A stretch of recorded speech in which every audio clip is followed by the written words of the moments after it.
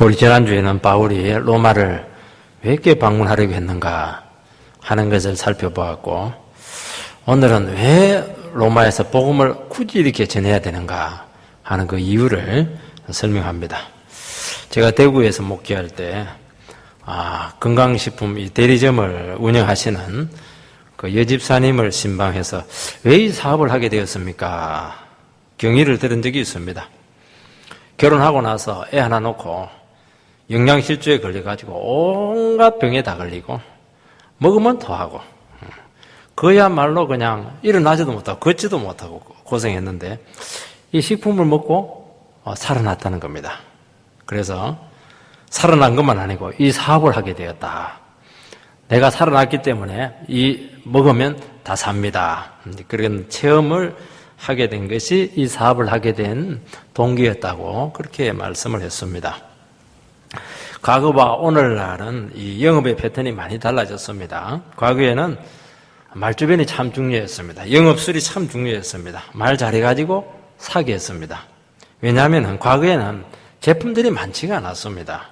그 사람들이 이 제품을 잘 모르기 때문에 판매자가 말주변이 얼마나 좋으냐, 또 얼마나 팔려고 하는 열정이 있는가 하는 것이 중요했습니다.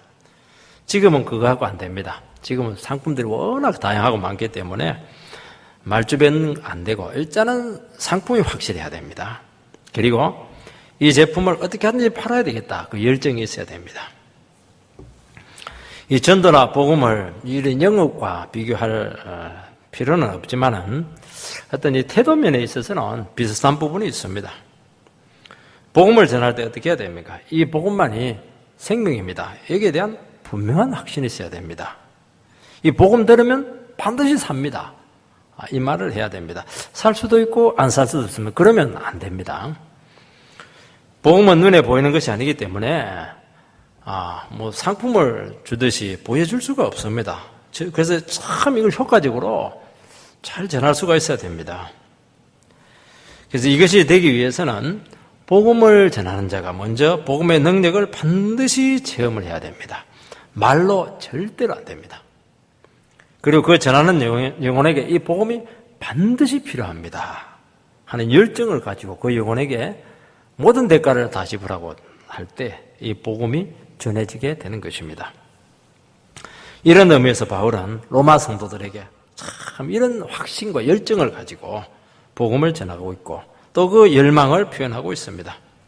14절 말씀을 읽어보면 내가 빚진 자라. 15절에 보면은 할 수 있는 대로 너에게도 복음 전하기를 원하노라. 16절에 보면 내가 복음을 부끄러워하지 아니하노니. 얼마나 복음에 대해서 이야기를 많이 합니까? 참 너희들에게 전하고 싶어 미치겠다. 정말 확신과 열정으로 말씀을 하고 있습니다.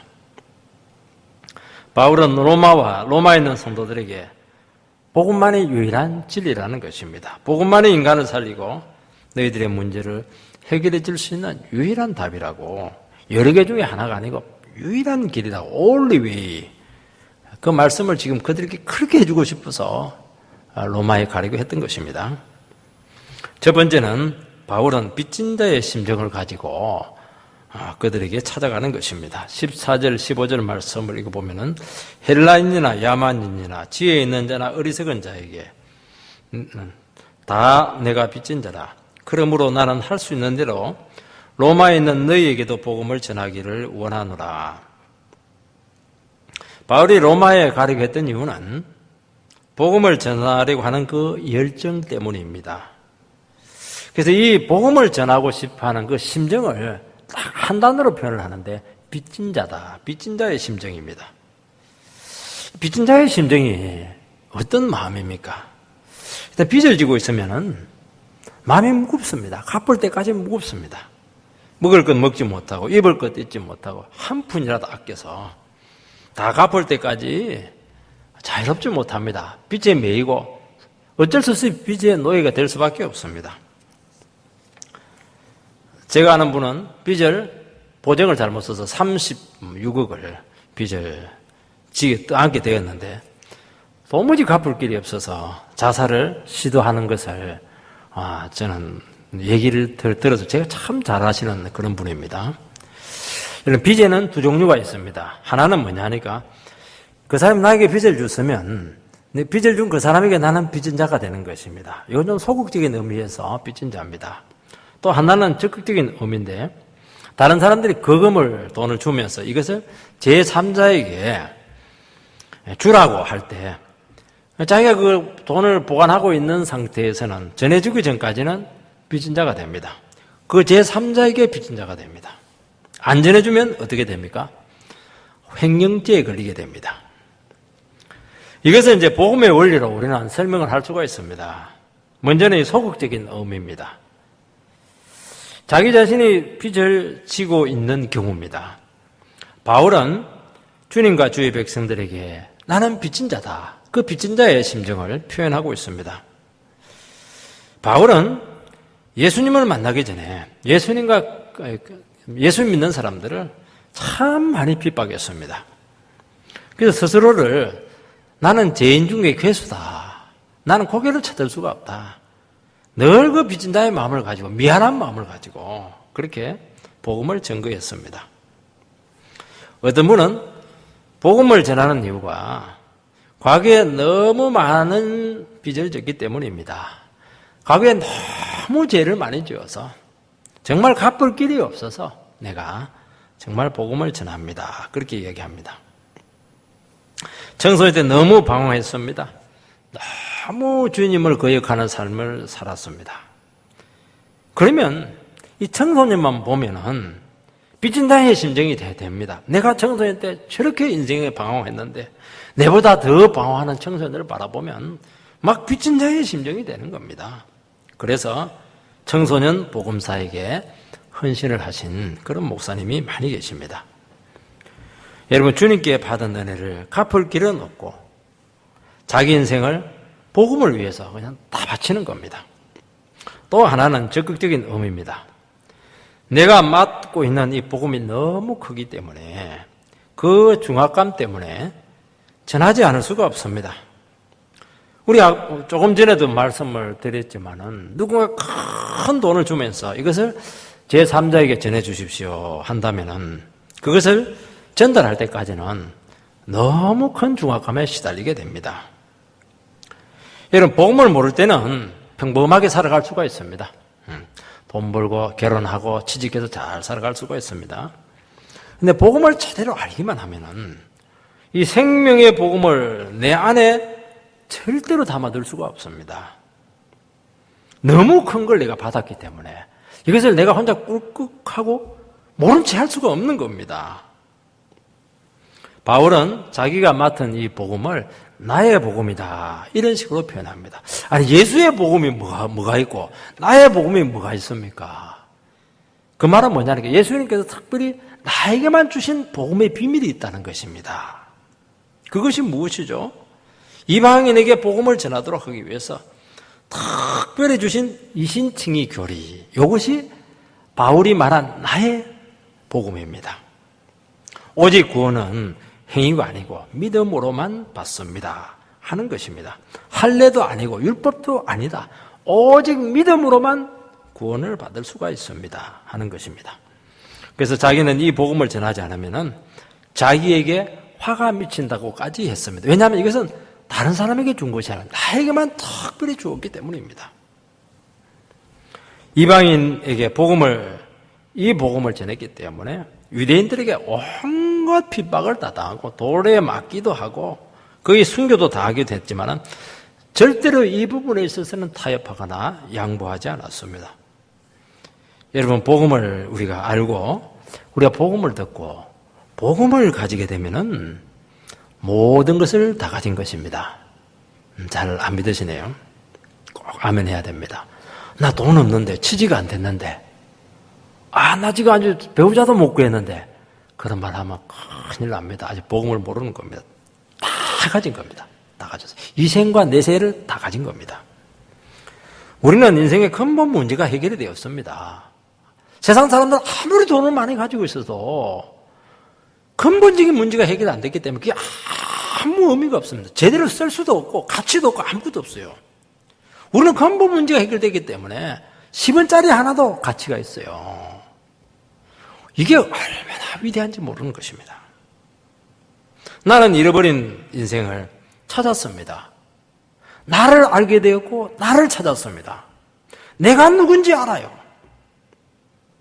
여러분, 신앙이라고 하는 것은 단지 내가 좀 더 나은 삶을 살아가는 게 아닙니다. 좀 더 연봉이 올라가는 게 아닙니다. 하나님 나라 전체를 내가 소유한 것입니다. 아버지 거, 내 거. 우리는 자꾸 현찰이 와야 이게 느낌이 오는데 말로 해버리면 잘 느낌이 오잖아요. 믿음으로 아멘 하시기 바랍니다. 이것을 공짜로 가졌다면 어떻게 해야 되겠습니까? 이것은 절대로 자기만 간직할 수가 없습니다. 인생의 눈을 뜬 것입니다. 드디어 발견했습니다. 드디어 보물을 잡은 것입니다. 모든 사람이 눈을 감고 있다면 먼저 눈 뜬 사람이 아무 말하지 않고 있으면 그것은 악한 것입니다. 눈을 뜨게 한 그 의사를 소개해서 보지 못하는 사람들을 직접 데려가서 치료받게 하는 것이 이게 당연한 것입니다. 지금까지 보지 못하고 암흑 같은 삶을 살았습니다. 출구가 없는 답답한 삶을 살았습니다. 정말 제 정절에 너무나 오랫동안 신음했습니다. 무지했고 방황했고 열매 없는 허무한 삶을 살았습니다. 그런데 영혼의 의사 되신 예수님을 만나서 인생의 답을 찾고 길을 찾고 그 모든 죄의 사슬에서 해방이 되었습니다. 그 가치와 간격을 안다면 어떻게 입을 다물 수가 있겠느냐 하는 것입니다. 나만 이 비밀을 간직하고 있으면, 나만 이 진리를 간직하고 있으면 뭐가 됩니까? 복음 횡령죄에 걸리게 되어서 하나님 앞에 처벌받습니다. 어떤 처벌을 받는 것은 저는 모르겠습니다. 먹고 사는데 마음이 다 빼앗겨 있다면 이 죄에 걸릴 가능성이 많아요. 입을 딱 다물고. 그것은 뭐냐니까 아직 복음의 가치를 모르고 있다고 하는 증거고요. 정말 주님을 제대로 만났느냐? 주님을 제대로 만났으면 절대로 그렇게 살아갈 수 없습니다. 주님을 제대로 만났으면 절대로 내 것만 챙기면서 있으니까 내만 행복하게 살아갈 수 있느냐? 못합니다. 그걸 몰라서 그래요. 내가 100억 복권에 걸렸으면 그리 못하죠. 이런 목사가 되고 선교사가 되고 그렇게 해서 목사가 되고 나서도 막 노후 걱정하고 먹고 살 거 걱정하고 먹고 살기 위해서 월급 받기 위해서 복음을 전한다고 하면은 이거는 지금 목사밖에 되지 못하는 것이고 다른 일을 하는 게 좋아요. 택시 운전하는 게 더 좋을지 모르겠습니다. 정말 주님을 사랑하고 영혼을 사랑하는 뜨거운 심정으로 복음을 전하게 되는 것입니다. 그래서 정말 이 복음의 가치, 보물을 간직한 사람은요, 눈빛이 달라요. 하는 말이 다릅니다. 벌써 한마디 한마디 할 때 이 말이 그냥 살아있습니다. 뭔가 특별합니다. 그것이 없는 사람들은 형식적이에요. 마지 못해서 합니다. 안 들으면 말고 뭐 더 들으면 뭐 좋고 네가 알아서 해라. 그렇게 해가지고 어떻게 이 복음을 팔겠습니까? 복음에 빚진 자는 그 채무를 갚을 길이 없습니다. 갚을 수만 있으면 이 채무에서 자유로울 텐데 책임을 그만둘 수가 없습니다. 그래서 항상 감사하고 감격해 하고 그 주님의 사랑이 모든 것입니다. 그래서 내가 받은 은혜만 생각을 하면 가만히 있을 수가 없고 잠을 잘 수가 없습니다. 복음을 모르고 방황하는 그 인생들을 보고 있으면 그냥 사랑에 빚진 자가 되어서 그냥 전하지 않고서는 견디지 못하고 아무것도 손에 잡히지 않습니다. 내 마음에 안 든다고 해서 어떻게 그 영혼을 정죄할 수 있으며 어떻게 그 사람을 쌀쌀맞게 대할 수가 있겠습니까? 그리 못하는 겁니다. 우리가 복음의 가치를 모르고 복음을 거부하고 배척해도 절대로 비판하거나 마음의 문을 닫을 수가 없어요. 왜냐니까 이 사람들은 아직 보물을 발견하지 못했기 때문입니다. 그 가치를 모르기 때문입니다. 주님을 만나지 못했기 때문인 것입니다. 그래서 주야로 눈물로 기도하고 그 가치를 알도록, 그 복음의 능력을 그들 알도록 그렇게 온 마음을 쏟을 수밖에 없는 것입니다. 그래서 긍휼을 가지고 모욕을 당하더라도 또 찾아가고, 돌 맞아도 또 찾아가고, 침뱉음 당해도 또 찾아가고. 그 힘이 어디에 있습니까? 내가 어디서 구원받았고 나는 알았는데 저 사람은 모르기 때문입니다. 주님 앞에 너무나 큰 빚진 사랑을 받았기 때문에 이 모든 것을 이겨낼 수 있는 것입니다. 여러분, 은혜가 무엇인지 아는 사람은 절대로 입을 다물 수가 없고 자랑하게 되어 있습니다. 우리는 나에게 찾아온 은혜에 대해서 나는 은혜 많이 받았습니다. 그걸 자기만 간직하고 있으면 그 은혜는 가짜입니다. 은혜는 막 넘치는 겁니다. 갚을 수가 없어요.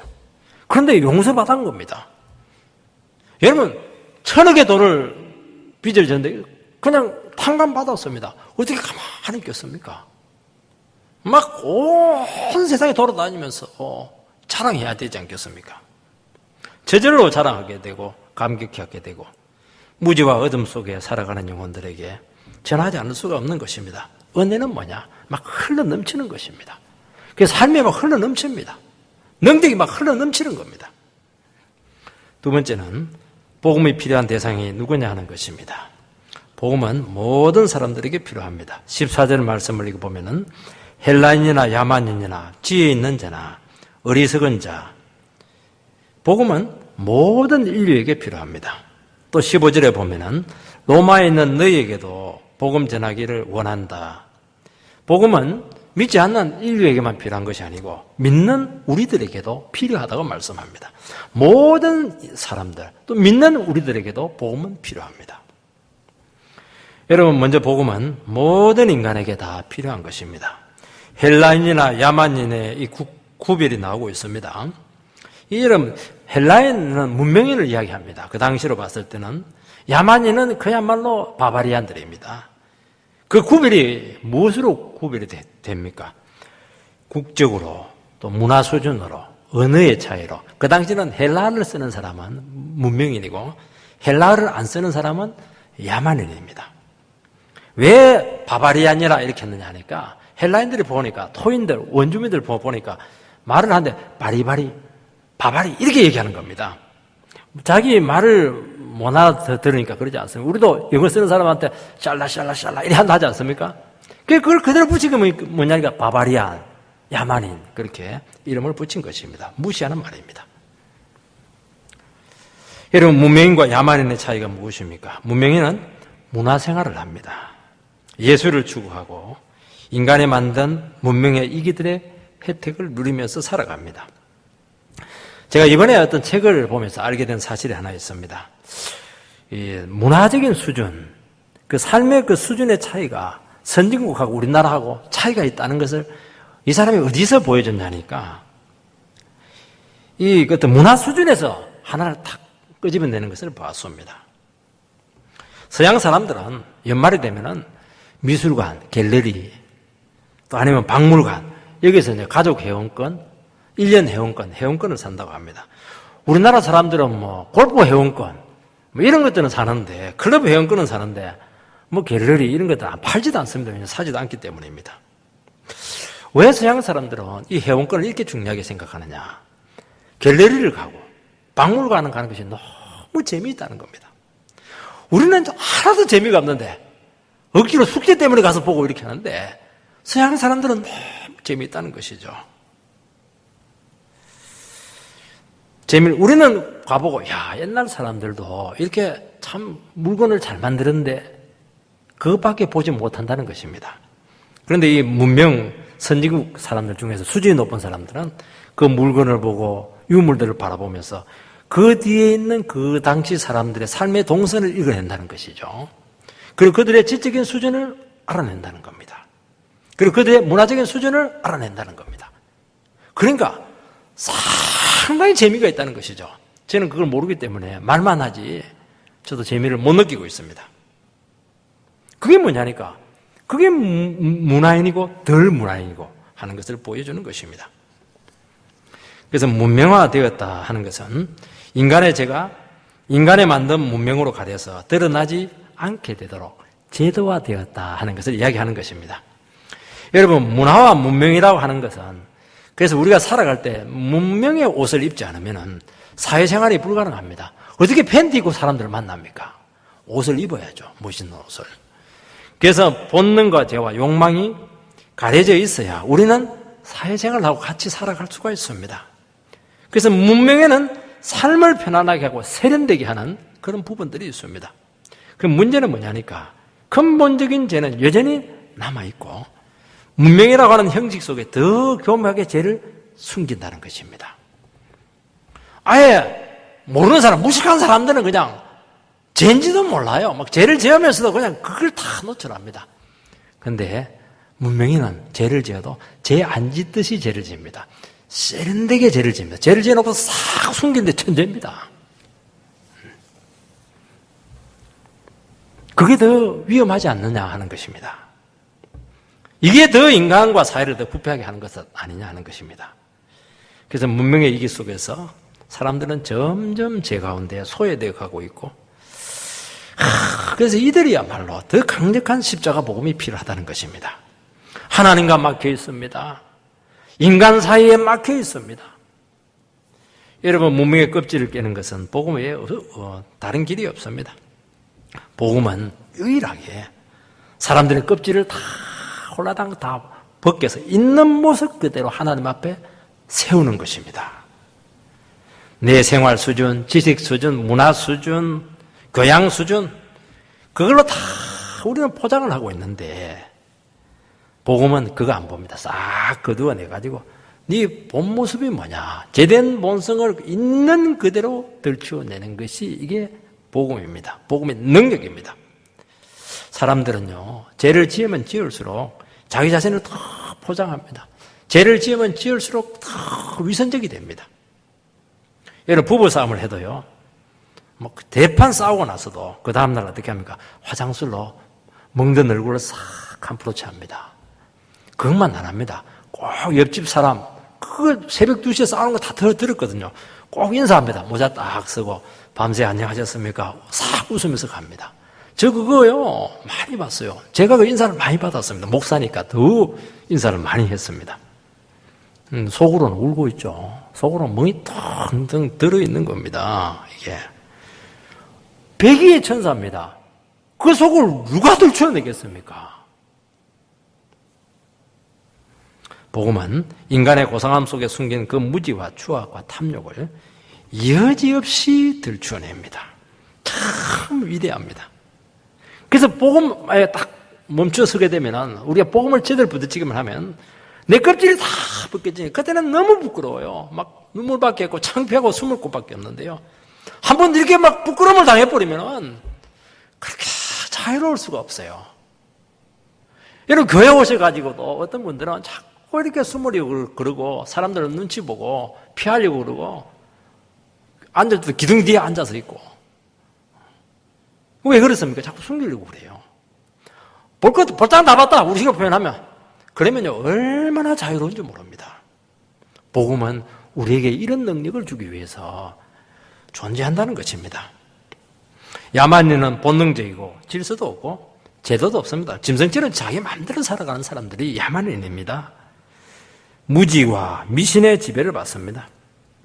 구한말 우리나라 사람들은요, 미신과 관습에 터단해서 여성들과 어린이들이 얼마나 많은 고통을 당했는지 모릅니다. 복음이 진정한 여성 해방을 가져왔고 전통의 굴레에서 벗어나게 했었습니다. 애 못 낳는다고 쫓아내버리고 마음에 안 든다고 그냥 쫓아내버리고 그냥 첩을 막 들여놓고 온갖 수모를 다 당했습니다. 왜 그런 수모를 당했습니까? 모릅니까? 무지하니까, 미신에 사로잡혀 있었으니까 그냥 그런 줄 알고 운명의 굴레인 줄 알고 그냥 살아가는 겁니다. 사주팔자인 줄 알고 살아가는 겁니다. 복음은요, 있는 모습을 다 보여줍니다. 보여주고 무엇이 진정한 인생인가 하는 것을 또 보여줍니다. 사람을 개화시키고 똑똑하게 만듭니다. 그래서요, 교회에서 여성 해방이 왔다는 것을 기억을 해야 됩니다. 자신을 찾게 하고 제 굴레에서 벗어나게 되고 똑똑하게 만들었습니다. 여러분, 복음은 지혜 있는 자나 어리석은 자에게도 필요합니다. 지적인 수준들, 교육의 기회와 아무 상관없이 복음은 누구에게나 필요합니다. 여러분, 인간의 지식이라고 하는 것은 무엇을 얘기하냐면은 인간의 축적된 경험과 이성과 논리의 산물들입니다. 이게 지식입니다. 이 지식은 눈에 보이는 이 세상에서만 통용이 됩니다. 통합니다. 영적인 세계들, 초자연적인 세계, 저 세상에 대해서는 전혀 설명을 해주지 못합니다. 그러니까 아무리 공부를 많이 해도 근본적인 답은 없고 그 현상을 파악하는 정도, 피상적인 지식밖에 얻을 수가 없습니다. 여러분, 이 세상에서 많은 지식을 가졌다고 인생을 많이 합니까? 절대로 그렇지 않습니다. 문제의 본질을 알지를 못합니다. 이게 참 놀라워요. 공부를 많이 하면 사람이 합리적이 됩니다. 또 말이 통합니다. 좀 상식이 좀 더 있는 그 정도밖에 없습니다. 그러나 죄를 이길 수가 없고 근본적인 문제가 속수무책입니다. 그래서 위기가 딱 생겨버리면요 아무것도 못합니다. 제일 먼저 도망가는 사람들이 사실은 그런 위치는 많이 배워가지고 높은 위치에 있는데 책임을 질 수가 없습니다. 왜냐니까 모르기 때문이죠. 이런 이론이 있고 저런 이론이 있고 이런 설도 있고 저런 설도 있고 그게 대학교에서 공부하는 것인데 그 말은 이 세상 지식에는 답이 없다는 것을 보여주는 것입니다. 그러나 복음은 답을 분명히 얘기합니다. 인간의 근본적인 문제는 죄에 있고 십자가 외에는 이것을 해결할 수 있는 길이 없습니다. 이거밖에 얘기 안 합니다. 성경은 딱 그거 이야기하는 겁니다. 인간의 문제는 내 자신의 상태를 깨닫는 데서 해결의 실마리가 풀립니다. 그렇게 얘기합니다. 공부를 많이 하고 유학을 갔다 오는 데서 풀리는 것이 아닙니다. 사람이 방황을 하고 혼돈 가운데 죽어가는 이유는 내가 누군지 모르기 때문입니다. 나는 죄인이고 무능한 존재고 하나님의 은혜가 필요한 존재라는 것을 알게 될 때 그때 눈이 뜨이면서 하나님과의 소통이 되기 시작하면서 신적인 능력이 우리에게 찾아오기 시작합니다. 이겁니다. 이게 인생이 풀리는 것입니다. 자기 힘으로 살아갈 수 없는 존재입니다. 그걸 인정해야 됩니다.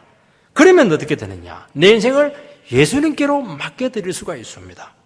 그때 생명이 오고 예수님께서 우리의 인생을 책임지고 영생으로 확실한 길로 승리의 삶으로 우리를 인도하신다 하는 것이 뭐냐니까 우리 인생의 길이고 우리에게 주신 인생의 해답인 것입니다.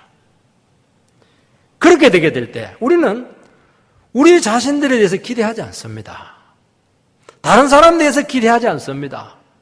내가 얼마나 머리가 좋고 내가 얼마나 공부를 잘하고 내가 얼마나 열심히 살았고 그것도 중요합니다. 그러나 그것도 하나의 참고사항에 불과하지 거기에 의해서도 내 인생이 좌우되지 않습니다. 내 인생은 오직 해답 대신 예수님과의 관계에 있다는 것을 알게 되고 그분에게 붙들리는 겁니다. 이것이 지혜고 이것이 인생이고 인생을 가장 알차게 살고 낭비하지 않는 길이다 하는 것을 보여주는 것입니다. 그 복음은 지식인들에게도 필요하고 무식한 사람들에게도 다 필요한 것입니다. 로마는 인간이 만든 최고의 인본주의 도시입니다. 그래서 로마는 보면 지금 현대 도시와 비교해도 아마 손색이 없습니다. 우리 형제가 아마 로마도 갔다 왔을 텐데 아마 입을 쫙 벌리고 왔을 겁니다.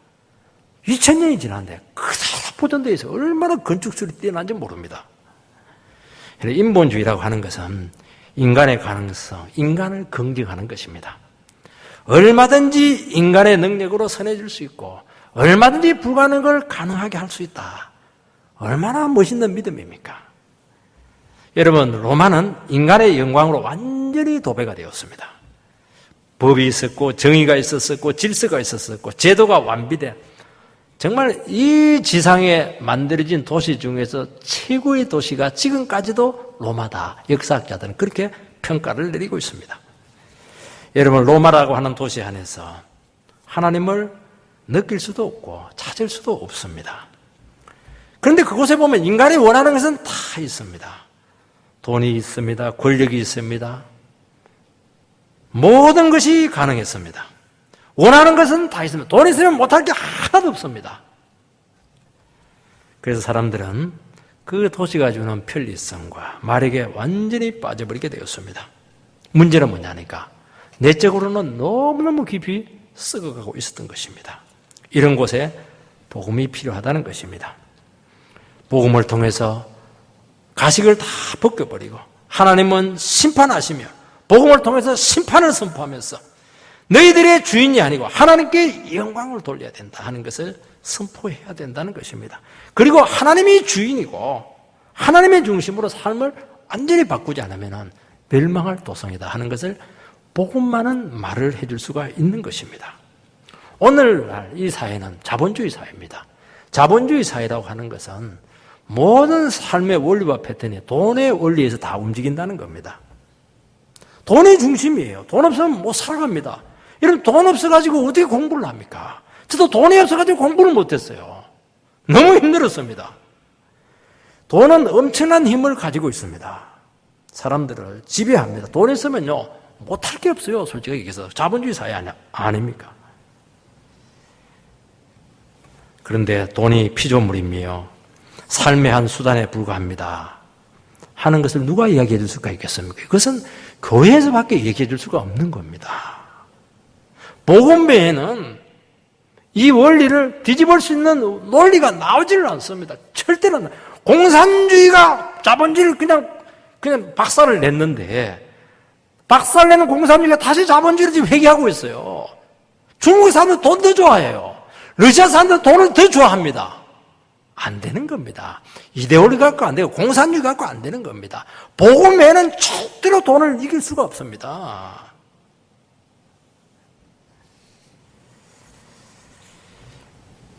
예수 믿고 우리가 정말 천당 가면 됩니다. 그거 가지고 되겠습니까? 절대로 안 되게 돼 있습니다.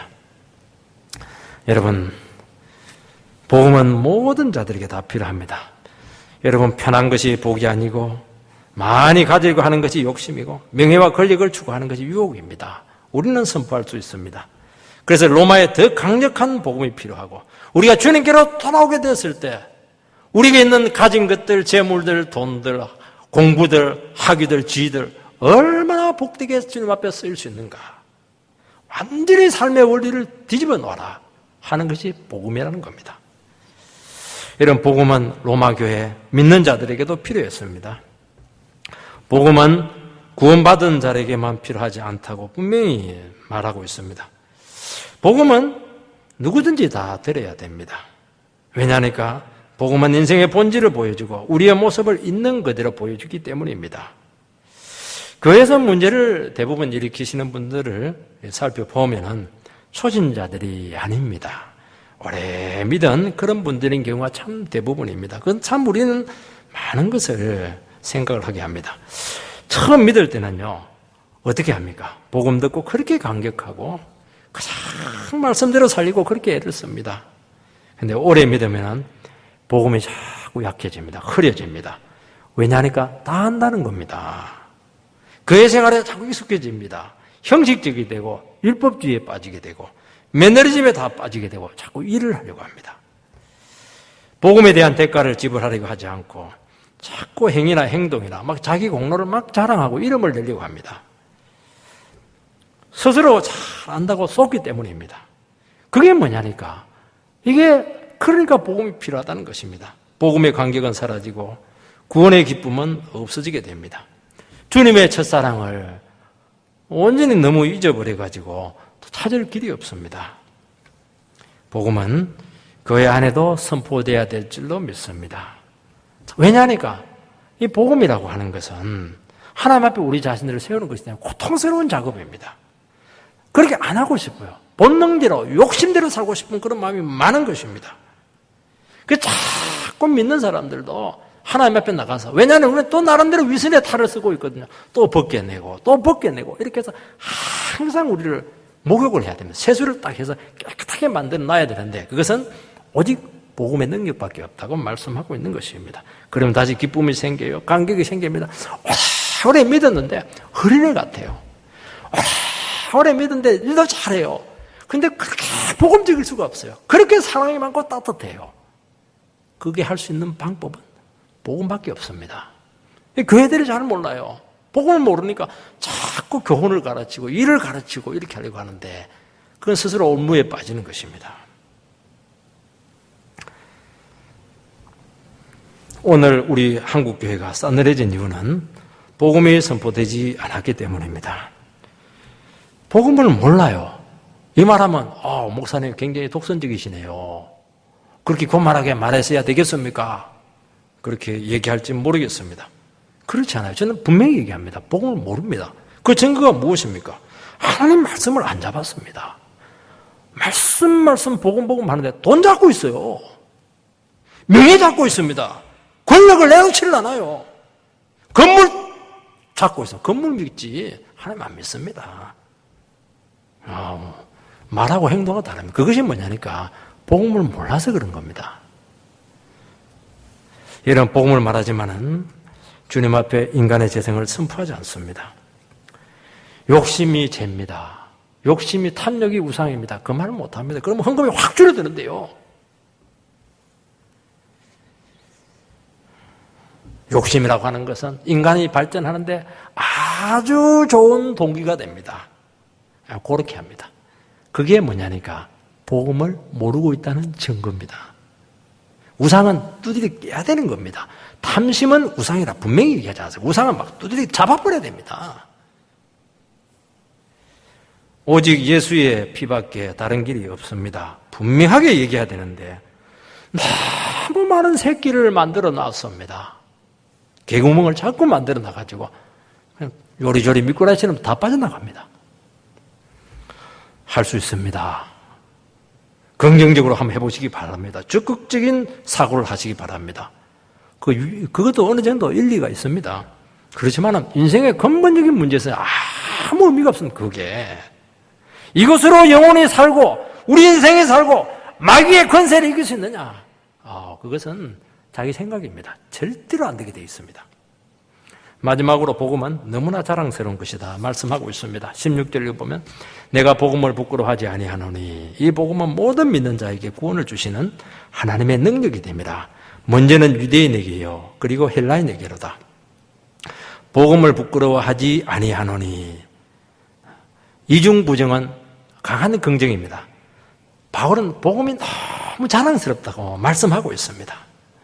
왜냐하면 믿는 자에게 구원을 주시는 하나님의 능력이 되기 때문입니다. 그 당시 사람들은 복음을 부끄러운 것으로 여겼다는 것을 알 수가 있습니다. 그런데 문제는 오늘날 예수 믿는 것을 더 부끄러워한다는 겁니다. 그때도 사람들이 좀 부끄러워했는데 오늘은 아예 그냥 드러내놓지를 않습니다.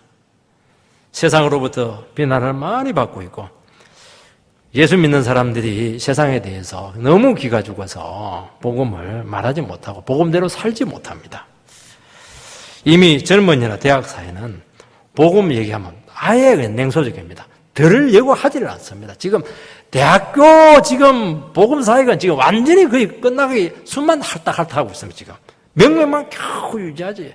내가 80년대만 해도 뭐 선교단체들이 굉장했는데 지금은 그냥 이름만 있어요. 유명무실합니다. 너무 복음이 부끄러운 것이 되었습니다. 회사에서 예수 믿는 거 다 숨깁니다. 복음은 생명을 주고 구원을 주고 새로운 인생을 주는 것이고 하나님의 자녀가 되게 하는 것입니다. 그런데도 불구하고 복음이 부끄러울 수가 있습니다. 왜냐하면 겉으로 보면 이 복음이 대단하지가 않아요. 너무 초라하기 때문입니다. 여러분 복음은 내용이 상식적으로 봐도 고상하지가 않습니다. 십자가에 죽은 이 반역 죄인을 믿으라는 겁니다. 복음은 고상한 인간의 논리가 아니고 이론이 없습니다. 사상이 아닙니다. 믿으라고 하는 것은 이론이 없다는 겁니다. 논리가 없다는 겁니다. 믿으라는 겁니다. 그것은 네 생각하지 말고 믿으라는 겁니다. 그게 무슨 놈의 그 철학이 있습니까? 아무것도 없는 겁니다. 그래서 예수를 믿는 것이 어떻게 구원이 되느냐 하는 겁니다. 돌을 닦아도 시원찮은데 수양을 해도 될까 말까인데 어떻게 예수를 믿어서 어떻게 구원을 받을 수 있겠냐 하는 것입니다. 여러분 인간의 생각으로 볼 때 말이 되지 않습니다. 그래서 고린도전서의 십자가의 도는 유대인에게는 거리끼는 것이요 헬라인에게는 미련한 것이다. 그러나 믿는 우리에게는 하나님의 능력이니라 말씀하고 있는 것입니다. 복음이 사람들에게 거슬리고 눈살을 찌푸리게 한다는 겁니다. 그래서 예수 믿는 사람들이 술자리에 가면 불편해해요. 술 맛없다 이렇게 하면서 말이죠. 불편한 겁니다. 예를 사회에서 예수 믿는 사람이 있으면 불편해합니다. 말이 안 통한다고 합니다. 그 이유는 뒤집어서 이야기하면은 사회가 죄를 좋아하기 때문입니다. 거짓을 사랑하기 때문입니다. 어둠 속에 있기 때문에 복음을 싫어하는 것입니다. 그래서 크리스찬들이 신앙생활을 하면서 적당하게 타협하면서 살아가는 겁니다. 그게 뭐냐니까 복음을 부끄러워하는 겁니다. 정말 여러분들이 복음이 생명이고 이것이 나의 인생의 모든 것이고 정말 자랑스러우면 자랑해야죠. 왜 숨겨요? 그리고 죄 짓는 사람 보고 그렇게 살지 말라고 이야기를 해야죠. 우리 전부 다 지금 위선적 가운데 살아가고 있는 겁니다. 유대인들에게 있어서 예수가 너무 불편했습니다. 나무에 달려 죽은 자는 저주받은 자다. 하나님의 신성 모독죄로 저주받은 자입니다. 그 예수를 믿으라는 겁니다. 그거 믿으려면 어떻게 됩니까? 내가 대역 죄인입니다. 그 고백을 하게 되면은 그 십자가에 달린 예수를 믿을 수가 있습니다. 사람들은 이 세상 살아가지만은 내가 좀 문제가 없는 것은 아니지만은 지옥 갈 정도로 그렇게 대역 죄인은 아니라고 생각합니다. 100% 그렇습니다. 어떻게 내보고 지옥 갈 죄인이라고 하냐고. 그래서 복음을 전하면 나 죄 안 지었다는 겁니다. 나 법 없이도 살 사람이라고 얘기합니다. 내면 안에 있는 그 죄성에 대해서 아무것도 모릅니다. 까막눈이에요. 헬라인에게는 미련한 것이라고 말씀했습니다. 헬라인은 어떤 사람들입니까? 정말 이성적이고 합리적이고 철학적인 사람들입니다. 그런데 예수를 믿는 것이 논리적으로 말이 되지가 않습니다. 3단 논법에 맞지를 않습니다. 지금 노력을 해도 구원을 받을까 말까 한데 예수를 믿으려면 어떻게 해야 되겠습니까? 내가 미련하다 하는 것을 인정을 해야 됩니다. 나는 아무것도 할 수 없습니다. 무능력자입니다. 그걸 고백할 때 믿어지게 되는 것입니다. 내 안에는 아무런 공로나 어려운 것이 없습니다. 그 고백을 해야 됩니다. 그래서 예수보다 더 미련해져야 예수를 믿을 수가 있는 것입니다. 내가 똑똑합니다. 나는 완벽합니다. 나는 내 스스로의 힘으로 얼마든지 인생을 살아갈 수 있습니다. 자신이 있습니다. 절대로 못 믿습니다. 그래서 하나님께 어떻게 합니까? 그 사람 박살을 해가지고 네가 그렇게 머리가 좋아. 네가 그렇게 잘났어. 공부를 많이 했어. 네가 그렇게 돈을 많이 벌었어. 패대기를 쳐버립니다. 그때 이제 깨갱깨갱 하면서 항복. 내가 정말 몰랐네요. 코만 탁 막아도 5분 안에 죽을 인생인데 뭐가 그렇게 내가 대단하다고 그렇게 큰 소리 치면서 살았는지 모르겠다. 그때 눈물 쫙 흘리면서 미련탱이 중에서 내가 미련탱입니다. 그게 입에서 나와야 되는 겁니다. 그게 예수 믿는 겁니다.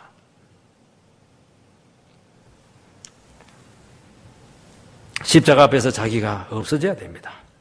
인간은 자기가 기여하고 자랑한 것이 있을 때 삶의 의미가 살아나고 의욕을 가지게 됩니다.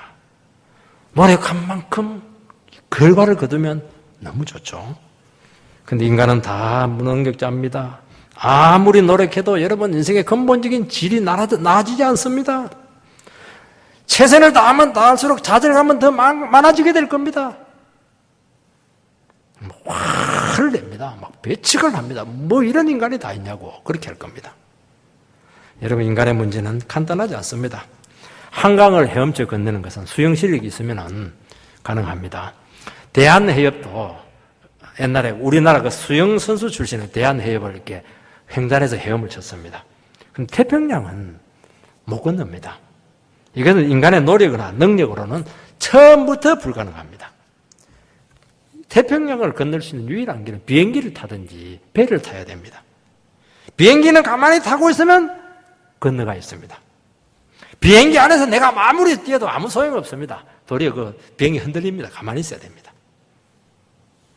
마찬가지입니다. 인간은 도무지 하나님께 갈 수 없습니다. 인간과 하나님의 거리는 태평양보다도 더 멀어져 있고 아예 끊어져 있고 관계 회복 복구가 불가능하다. 분명히 그렇게 말씀하고 있습니다. 오직 예수를 믿는 길밖에 없습니다. 예수가 죄인을 하나님께로 데려가는 겁니다. 우리를 업어서 하나님께로 그냥 갖다 바치는 겁니다. 예수가 내 죄를 위해서 죽으시고 부활했으며 지금도 살아계시다는 것을 믿을 때 구원이 찾아오는 것입니다. 하나님이 우리에게 성큼 다가옵니다. 천국이 우리에게 임하는 것입니다. 사실 복음은 전 인류가 풀지 못한 그 문제를 해결을 했습니다. 율법이 해결하지 못했어요. 철학이 해결하지 못했어요. 종교가 해결하지 못하고 도덕이 해결하지 못하고 사상이 해결하지 못한 문제들을 이 복음 믿기만 하면 구원을 받는다. 이야, 이것은 역사적으로 참 기독교에서만 주장을 했던 것입니다.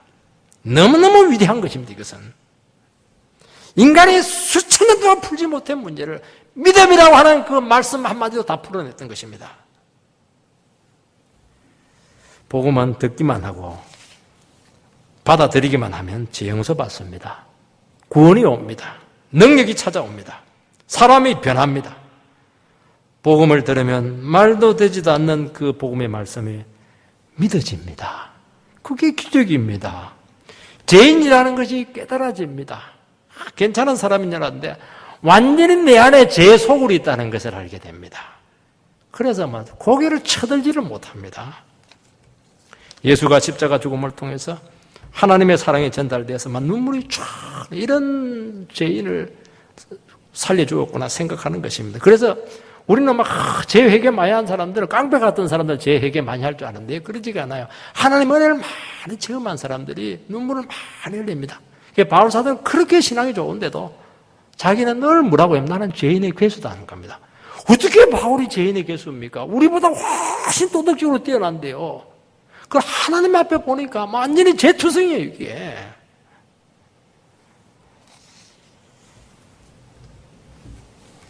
우리가 믿어야 합니다. 그러나 더 중요한 것은 복음을 들으면 이상하게 믿어집니다. 믿음은 들음에서 나오기 때문입니다. 그래서 들음에서 나온다고 하는 것은 믿음이라고 하는 것은 내 안에서 생성되는 것이 아닙니다. 내 안에 있는 자원, 내 안에 있는 긍정적인 것을 통해서 생기는 것이 믿음이 아닙니다. 믿음이라고 하면 듣는 길을 통해서, 외부에서 길을 통해서 주입이 돼야 됩니다. 주입이 돼서 머리에서 가슴으로 내려와야 되는 것입니다.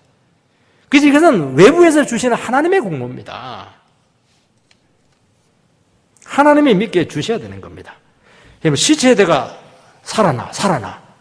그러면 시체가 반응을 해서 벌떡 일어섭니다. 이게 복음입니다.